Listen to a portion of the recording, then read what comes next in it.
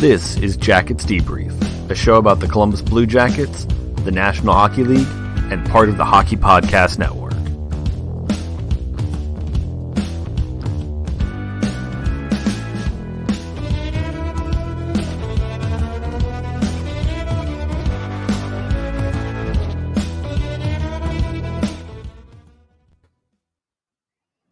Hey everyone, welcome to the show this week. Glad to have you back on. We're doing another interesting week of what's going on in the NHL here.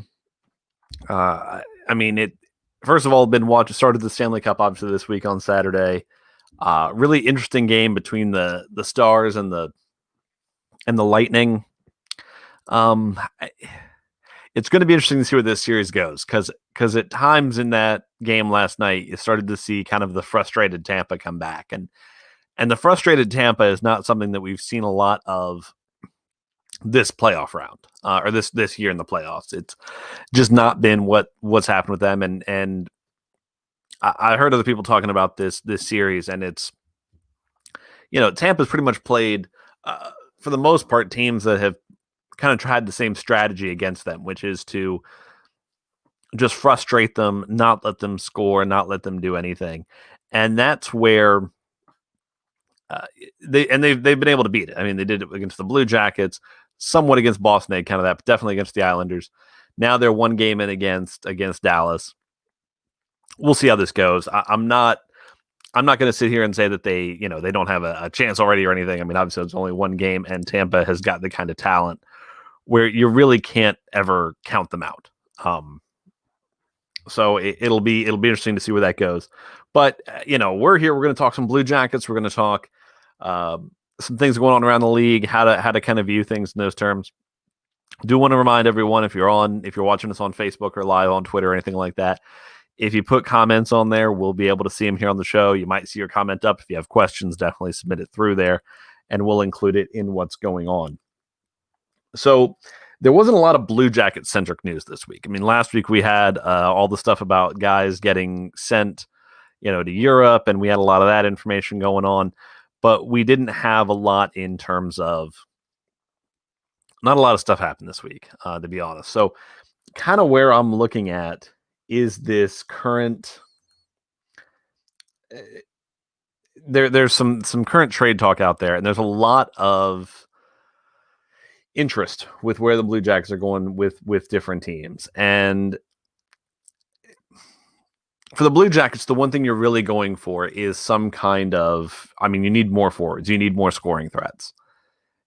And one of the more interesting ideas I've heard put out there right now is still this idea of you going Domi for Anderson and kind of a 1-for-1 deal. And something that I found interesting, and I was looking over Jay Fresh Hockey, who we've had on the show before. I was looking over his statistics on how he does things and how things are kind of viewed there. And I wanted to share this with you here. He had an interesting diagram, and if you're watching the video version, you see it. If not, I'll just walk you through it here. Essentially, what it does is it takes each player's WAR, which is a wins above replacement. It's an analytic that tries to take pretty much all the different things that can be used to all the different ways that you kind of measure a player, whether it be Corsi, whether it be expected goals for, whether it be the quality of chances, all of that, and you try and get it into a single stat. And no single stat is perfect, but it compares the players over the years. And this, in the graph you're seeing here, that's the percentiles these players are in. Whereas in 2015-16, Max Domi, Josh Anderson wasn't playing in the league yet. Max Domi was about an 80 between the 85 percentile player as far as WAR goes. Then in 16-17, with both Josh Anderson and Max Domi played, Max Domi was a little under 75, Josh Anderson a little above 50, so pretty similar. Then in 17-18, they had almost the exact same year. Both players had a WAR right around 50%, so 50th percentile, meaning about above a replacement player, 50% better than them. Then in 18-19, Josh Anderson went above Max Domi. He was into the 80s. He was probably up into the mid 80s. Max Domi was maybe low 80s. then this year is hard to compare because, again, Josh Anderson played 20-some games, got hurt, and it makes that less of an even thing there. But it's the kind of trade that I could see the Blue Jackets doing, because for the Blue Jackets, it helps a need in terms of it would move you to getting a center from having a right winger. And I understand that for a lot of people, you talk about trying to play positionless hockey. And me personally, I think of it in terms of you want to have as many lines as you can roll against them as possible. But if you have I've become more and more convinced that there's between Max Domi and Josh Anderson, I mean, we're trading types of players, obviously, but I think overall what you're going to get from the players is going to be similar. And that's where, in my idea, you kind of make that deal if you get the chance. If you get a chance, you make that deal, you change things up to get a player at center. Because when you look at the Canadiens roster here, and we're looking at it via Cap Friendly here,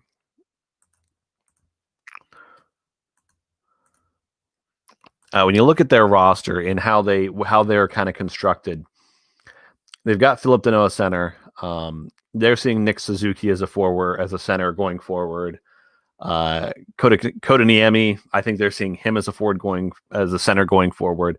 So they've kind of got their first three locked up, and Max Domi is going to get expensive for them.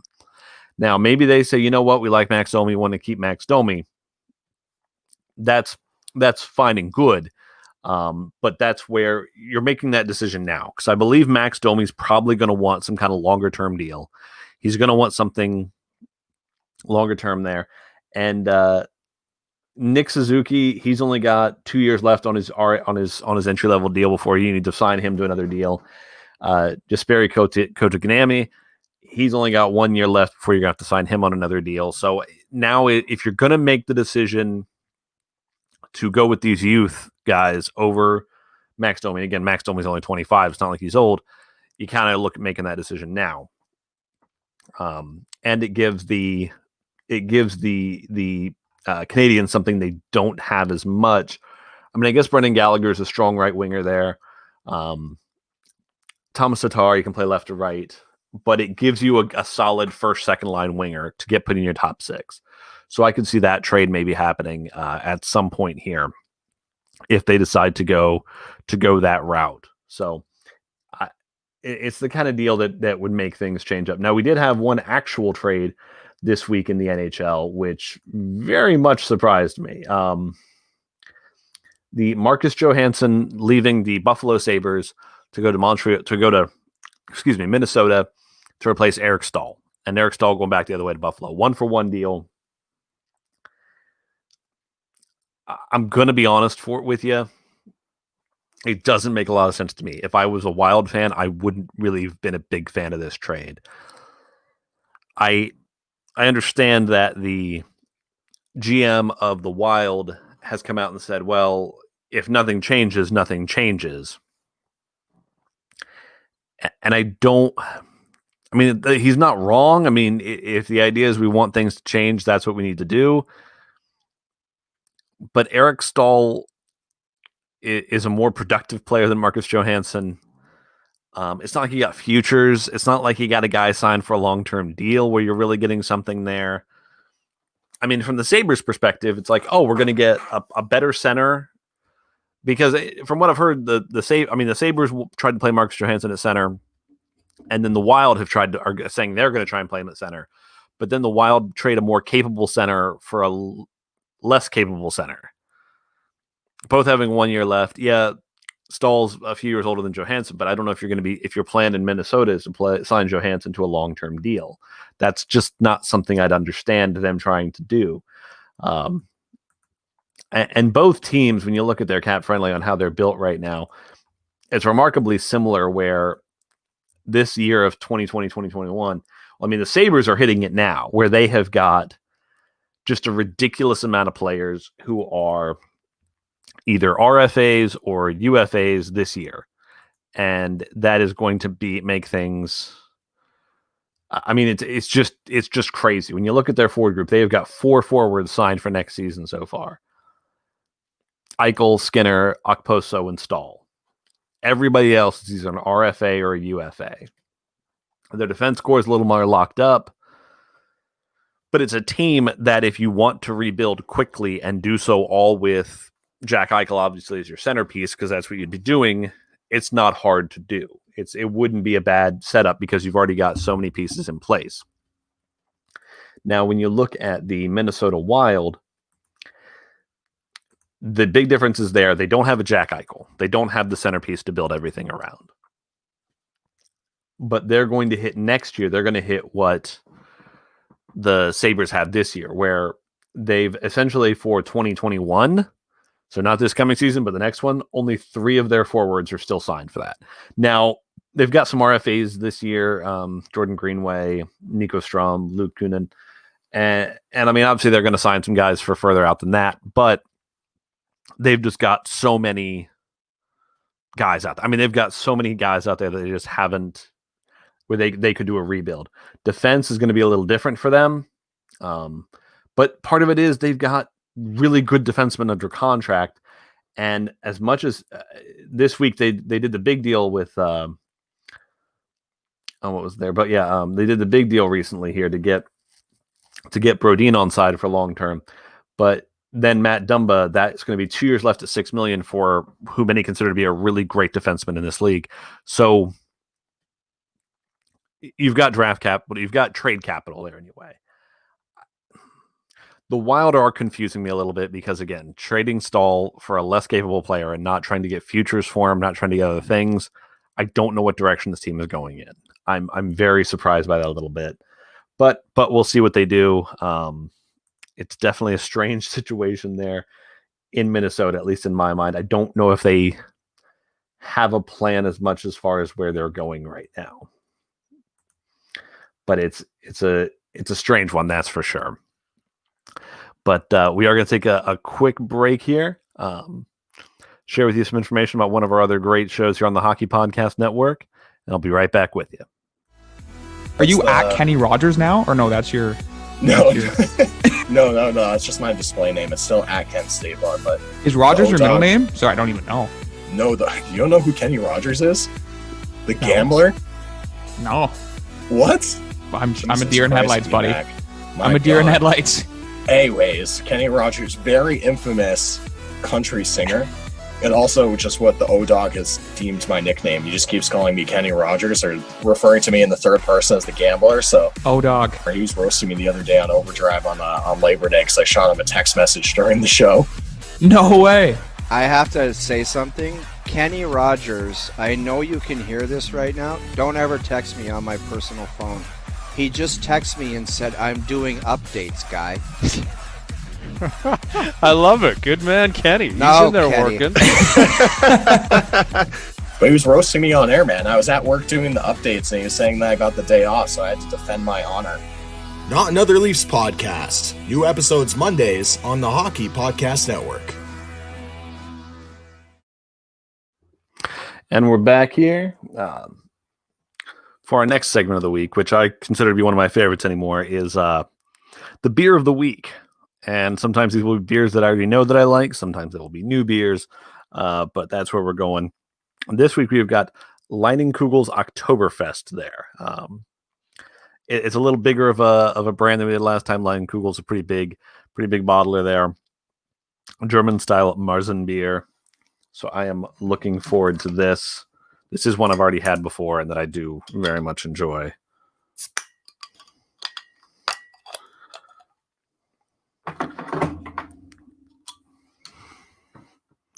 Cheers.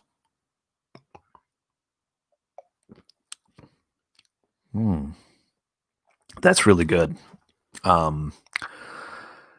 Little, I'd call it, it's a great fall beer because it's kind of got that warmingness to it that's really good. What is that flavor? What would I call that?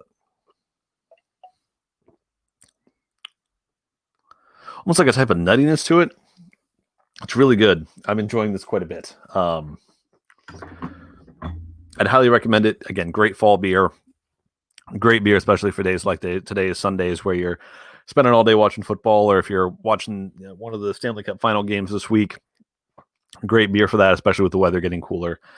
I'd highly recommend it here. It's tasty. It's very tasty. Anyway, good beer there. The Leinenkugel Oktoberfest. Big fan myself of it. All right. Jumping into one other story this week that was very interesting. Alex Pietrangelo, a guy who was drafted a long time St. Louis Blue. He was, the first guy to lift the cup when they won it. And they were going to sign him to, it was supposed to be his turn to get the big deal. As far as getting that contract, longtime captain of the team, it was his turn.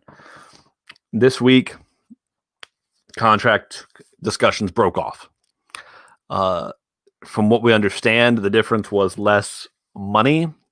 It sounded like Pietrangelo was happy to take a little less to stay, but they weren't discussing with him. Apparently, where they cut him off was on the specifics, and that's crazy to me. They were like, oh, well, we'll go to this length, but they weren't really discussing with him years other than giving him generalities.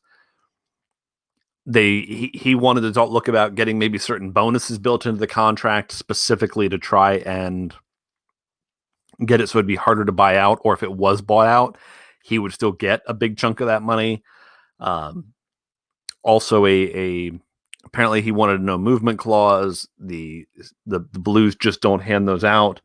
And looking at their cap friendly page, you can tell it. They just don't hand out no movement clauses.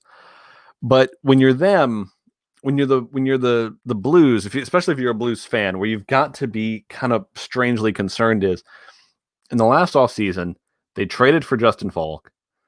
They gave him a no trade clause. They signed him for $6.5 million a year. Justin Falk is not Alex Pietrangelo. He's not as good as Alex Pietrangelo. Alex Pietrangelo will be one of the better defensemen to hit the open market in a long time. And for them to not do what they could to keep this player on the roster is bizarre to me. It is very strange. So there's obviously going to be all the discussion now. I know I've seen at least 100 people say he should go to Toronto, which maybe he will. Who knows? I mean, we're at that part of the year still, and it's not going to last long because with how quickly the draft and free agency are going to hit us, there's going to be this window where teams can really play with their salary caps as far as, okay, maybe we can trade this guy, maybe we can do this, maybe we can do that, and it'll work there. But as of now, we're not there yet. But they'll be. I mean, the Leafs are there. Like, if the Leafs want to sign him, they can make some moves. It's the same thing with the Blue Jackets looking at. I mean, I don't know if there's any free agents out there the Blue Jackets are really going to be going for. I think it's going to be a lot of re-signing RFAs. But there's going to be that window where you can do buyouts, where you can do trades, where you can make things work if you need to. If you really think a certain player is going to be what gets it for your team. If you're the Maple Leafs, yeah, Alex Pietrangelo is exactly the kind of player you want. You want more great defensemen. But most teams are like that, where they want a number one defenseman. If they don't have one, it's a glaring thing on your team. So I could see why they would want to do that. So I'll be interested to see where that goes. Free agency this year, I think it's like a Friday at noon or something. It's going to be strange, but I'm very excited to see what happens with it. It's going to be a bit of a different situation there, but I'm excited for it. That's for sure. And it'll be interesting to see what happens. Again, don't expect the Blue Jackets to be big dealers there. If you're expecting a weird move out of the Blue Jackets, there are two things I would recommend seeing. One, are they going to make, if they're going to do anything, I'd expect like a big deal at the draft, some kind of trade. Because they might make some big trade. That wouldn't surprise me with Jarmo at all. So that we may see. Well, next thing we're going to get to here, folks, I am super excited for this. I was super excited for it to happen.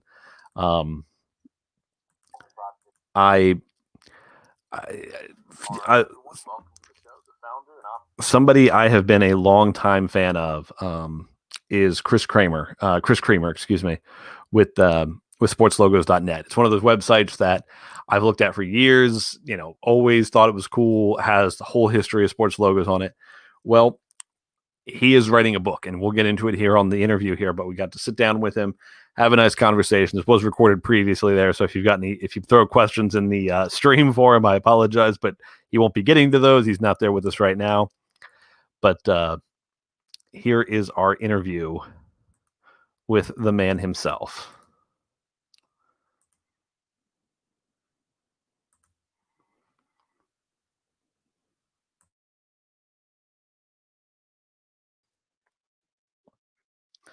All right, everyone, welcome to the show. The founder and operator of the premier sports logo site on the internet, the author of sportslogos.net, and the author of the upcoming book, Fabric of the Game, the stories behind the NHL's names, logos, and uniforms, coming out on November 3rd, Mr. Chris Creamer. How are you doing tonight there, sir?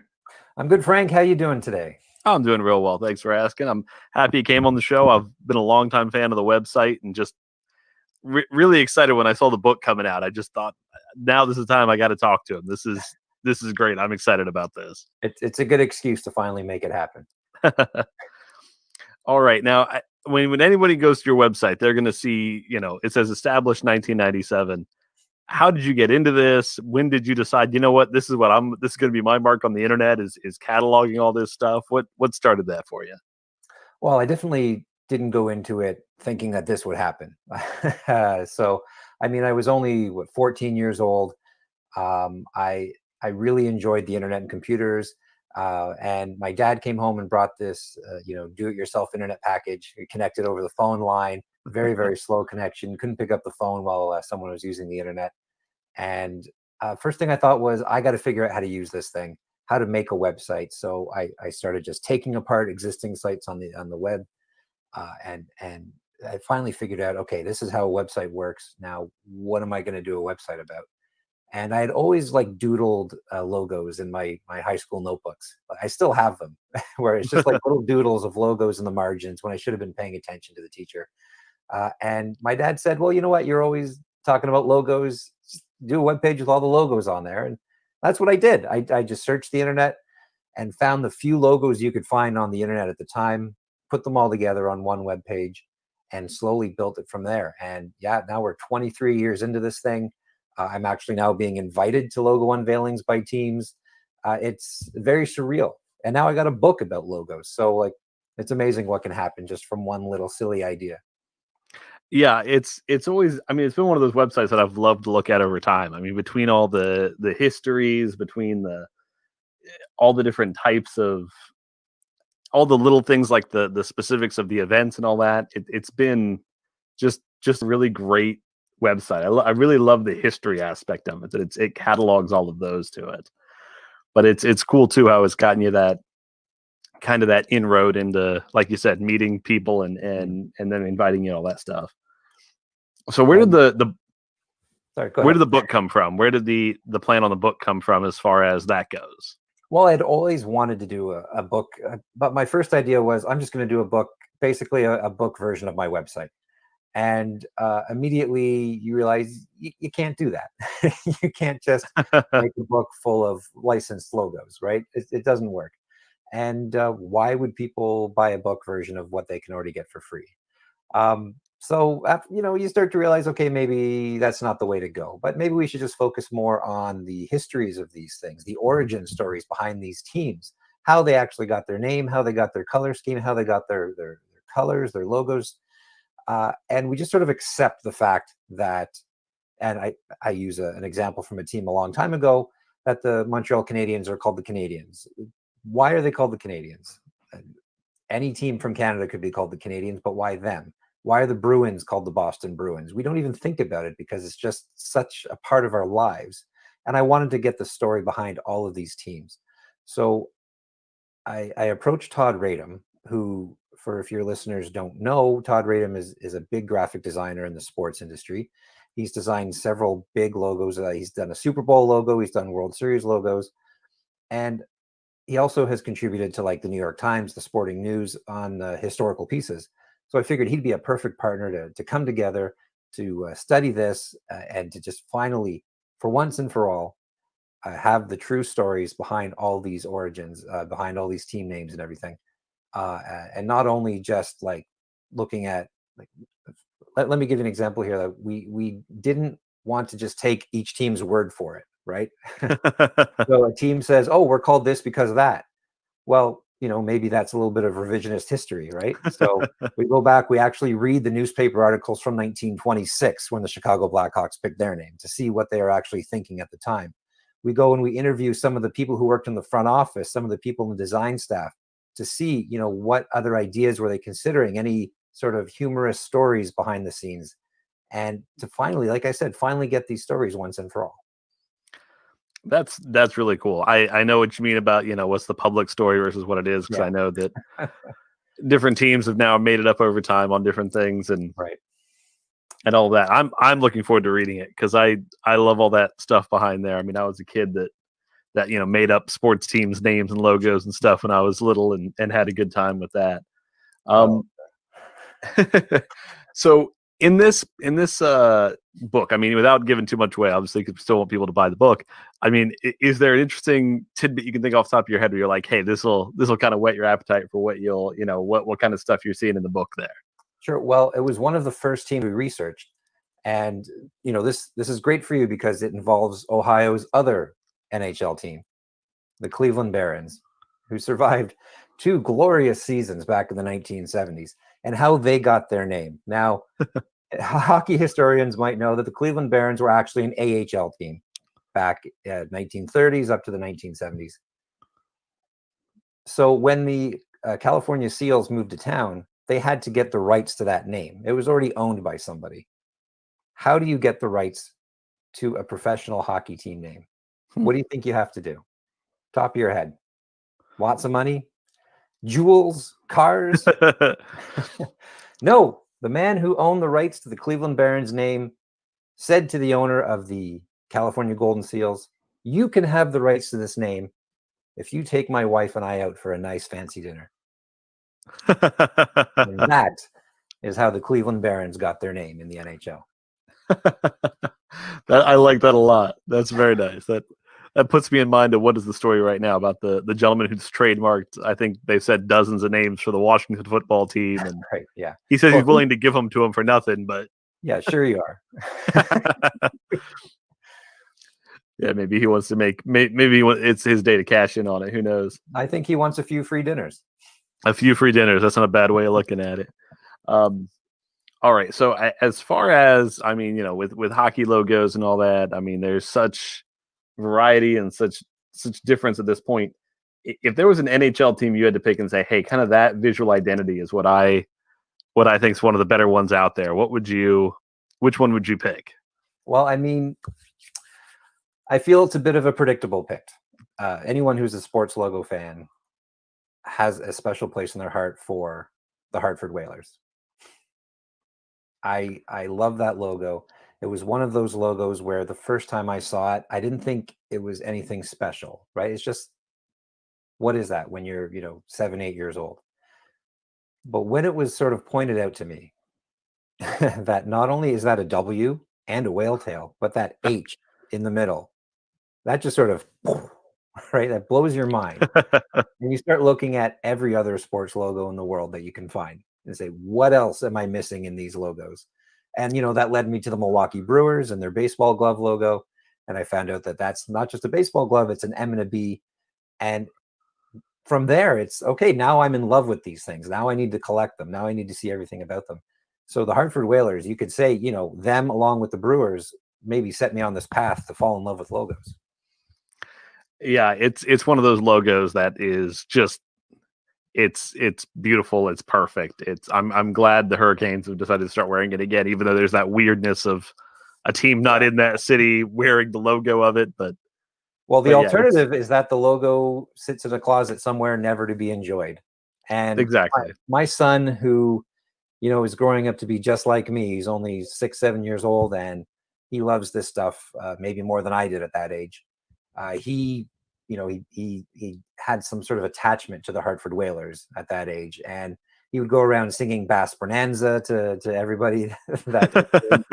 We went to an Ottawa Senators game, his first NHL game, and we sat next to the organist in the upper deck, and he walks up to him and says, "Can you play Brass Bonanza for me?" And sure enough, he did. So the whole Ottawa Senators got to hear that. So when the Hurricanes announced they were going to wear these Whalers uniforms, like my whole family was gathered around a little computer screen so that we could watch the NHL TV stream of the Hurricanes versus the Boston Bruins up here in Toronto. And for that night, we were all hardcore Hurricane/Whalers fans. And when the the Hurricanes scored that goal and Raspinanza blared through the arena, my kid lost it. Like, it was probably the greatest moment of his life at that time. That's great. That whole, I don't know, there's something romantic about it once it's kind of gone, but now that it's back here and there, it's such a perfect logo. I'm with you on that one. And then it's so nice. It's so, I don't know. It's just every time you look at it, the first few times you looked at it, you kind of got a different feeling of what you saw each time. It's hard to hate the Hartford Whalers. I mean, yeah, they didn't make a lot of enemies. They didn't have a lot of success. They were sort of this small market town wedged in between Boston and New York. They were the underdog. They were always the underdog. How everyone loves an underdog. Yeah, you're right. They never got to a point of anybody really hating them. So at this point in time, you see it, there's kind of a nostalgia for it there, for kind of a, I don't know if it was a simpler time, but it was a time when the NHL was not quite as corporate and a little very different than it is today. That's for sure. And this is something I talk about in the book. Why do we love the retro logo so much? And I think it's this perception that everything back then was a little easier and a little simpler. And what we sort of do is we gloss over and sort of forget that we actually did have problems back then and that things maybe weren't as amazing as we think they were. But we just focus on the good times, and all we do is we think about, oh, look, the Hartford Whalers. Everything was better when the Hartford Whalers were around. But, I mean, if you actually go back and watch a hockey game from 30 years ago, like, yeah, the game now is so much faster. Yeah, exactly. And it's very exciting now. But yeah, you're right. There's that nostalgia to it that you romanticize the past. Well, I mean, going from the past to the future, I mean, we've obviously the most recent new logo we've got there is the Kraken, the branding of the Kraken. Yes. What's your feeling on what they did there? I know it seems split. There were some people who, from the word go, when they started saying Kraken, people seemed to be all about it. And some people who thought it was kind of strange and silly and shouldn't work. What were your feelings on how that branding went down and what just how they did it for you in your mind? Well, first, to address what you were saying, in the research for this book, I couldn't find any fan base that actually loved a name when it first came out. The reactions are the same. The newspapers are saying, oh, we're getting petitions to change the name. Fans are calling in. Everyone says they hate it. And maybe 10% of people say they love it. Same thing with the Blue Jackets. People hated the name when it first came out. But the same thing with the Kraken here going forward is that it sounds strange now. A lot of people don't like it. But 5-10 years from now, it's just going to be another name. And it's going to sound right. It's going to sound normal. And we're all going to, accept it. Just like we accept the Bruins and the Blackhawks and all that now. As for the name, it's unique. It's theirs. There's nobody else in the world with a name just like it. So you say Kraken, you're talking about the Seattle hockey team now. And I like the name. It's like it's different. I don't know how I feel about names without an S at the end of them. But they listened to their fans and they tapped into that social media and they saw everyone, or a lot of people, were behind the Kraken name right from day one, even before Seattle had an NHL team. And they didn't bother, we're going to do what we want anyways. Like talking about the Atlanta Thrashers back here, where they actually had a name the team contest. And then Ted Turner just said, yeah, it's Thrashers. And that was the end of the name of the team contest. So, Seattle actually listened to the fans, listened to their marketplace. And those are going to be the people that, give them money and attend games. And so why not listen to them? And as for the logo, I thought it was good for a name for a team that, the mascot is supposed to be mysterious and hidden. I think they did that well. You only see the little tentacle of the Kraken peeking up into the S, and just the red eye, and then the nod to Seattle's hockey history and the fact that it's in the same shape as the old Seattle Metropolitans, the first U.S. hockey team to win the Stanley Cup. It checked off a lot of boxes for me. I was a big fan of it. I liked how it is. To your whole point of saying, people get used to them over time. what was it? So I saw somebody had a tweet about how they thought it was one of the dumbest names ever, and somebody pointed out, at one point, we literally have baseball teams that are just named after the color of the socks they wear. So it's not like this was ever some great, science behind it. It's just kind of figuring what works. And you're right. After time, people get used to it and they enjoy it there. So I am going to now do something that might slightly sabotage you a little bit with the fan base that's listening to this podcast, and ask you what you think about the Blue Jackets logo, because it's something that I've seen at different times. Different people have been critical. The home team loves it, but that's because we love things that are ours. Mm-hmm. But I just want to get someone's take who studied all these on what they think of it. Do you think they should do something to update the branding? Because I read that interesting thing on your site today about Allentown. Yes. And I really liked the idea they talked about how they were kind of always updating it, mm-hmm. because they thought if they always kind of tweaked it every few years, it would never get stale. That's right. And I mean, the Blue Jackets jumped from that weird, crazy CBJ with the hockey stick that was green to this, and I don't know. It's always felt like a team that's kind of tried to be figuring out their identity. So what's your viewpoint on where they're at as far as that visual identity? Well, I'm glad they don't use Stinger anymore as the main logo. There's a fun story behind that one, but yeah. Well, the neon green, the original. I'm going back here, so your younger viewers may not know what I'm talking about here. When the Blue Jackets first came out, they had this electric. I forget the actual name of it, but it was like a neon green that complemented the blue, red, and did they even have silver then? Where is it? There it is, right there. Keep scrolling down. Oh, there it is. There we go. Yeah. Open that up. So that was the original Blue Jackets primary logo, and there I can see Stinger peeking out from the bottom there.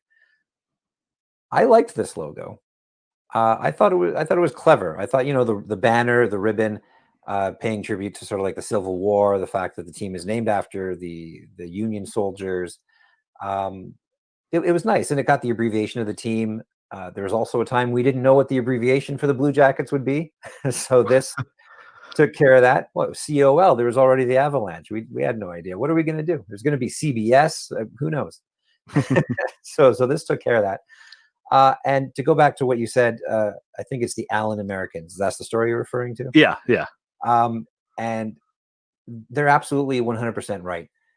If you slightly tweak your logo slowly over time, the logo evolves with time. The logo never gets stale, as they say.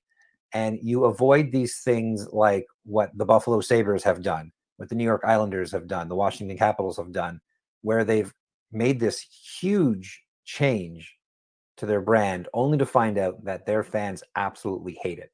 It's just too much too soon.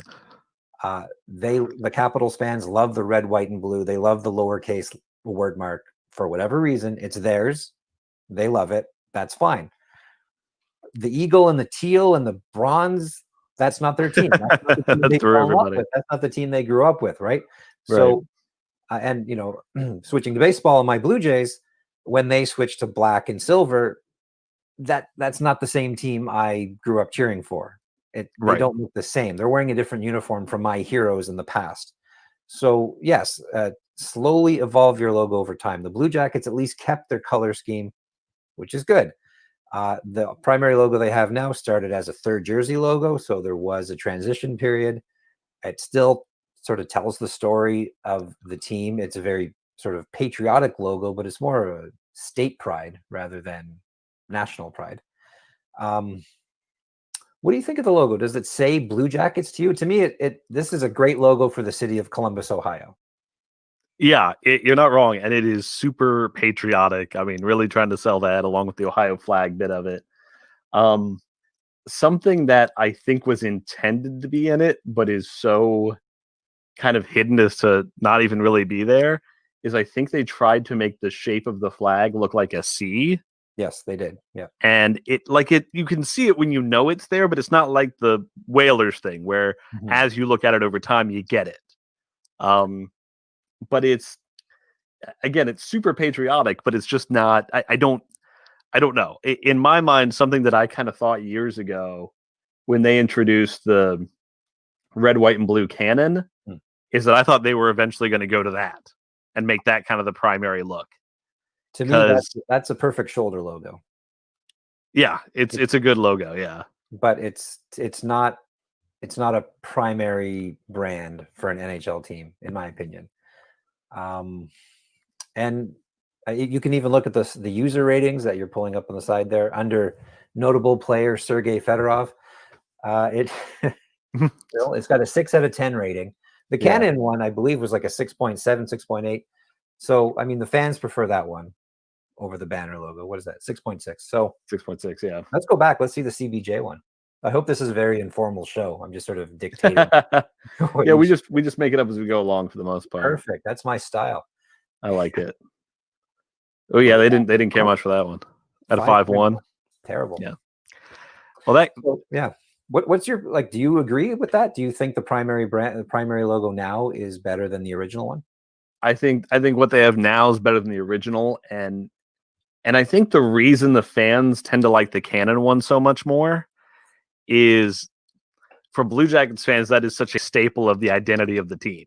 I mean, now in the arena, they've got the whole thing where for every goal scored, they've got this little wall where they put in the cannonballs, and players sign them, and even the reporters like to do things like they'll video record the people who come into the press box who aren't used to being in Columbus, and video record them jump when the cannon goes off the first time. So there's this, yeah, it's mean and it's hilarious. And it's just, there's this pride of it's ours. Everyone else hates it. So we love it all the more. So maybe that's where that identity is kind of forming around.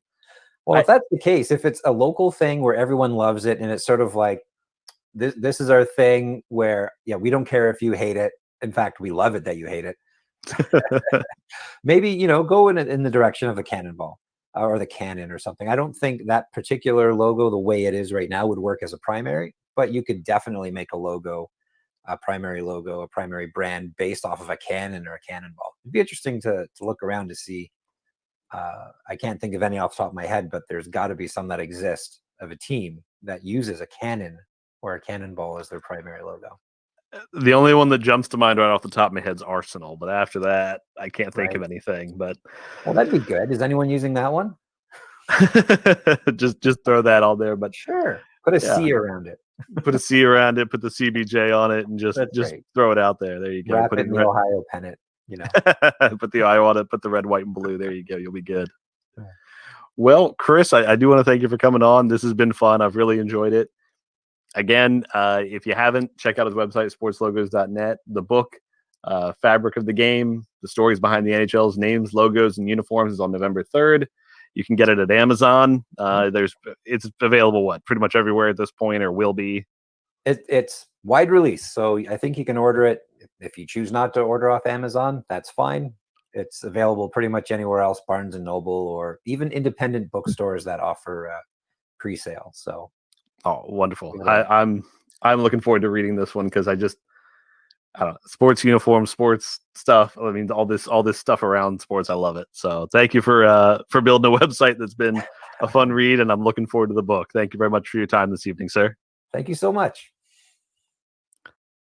We just finished a really exciting season of hockey here in Columbus, and the future is bright with all these awesome young players, Pierre-Luc Dubois, Alexander Texier, Liam Foudy, Elvis Merzlikins. But now you've got a new problem. How do you get jerseys for these guys? Well, we've got you hooked up. CoolHockey.com/THPN. And since CoolHockey.com doesn't outsource jerseys for customization like competitors, they're able to offer the best deals, best quality, and pricing and time on your delivery. So remember, when you need a new jersey, CoolHockey.com/THPN for our exclusive discount there. Remember to use the discount code THPN, CoolHockey.com/THPN. All right. I hope everybody enjoyed the interview with Chris Creamer there. I looked forward to it. I enjoyed it a lot. But I do want to thank everybody for listening, and we'll be back next week with another show. And thank you very much. And please subscribe to the show. Follow us on Twitter @JacketsDebrief. And thank you for listening.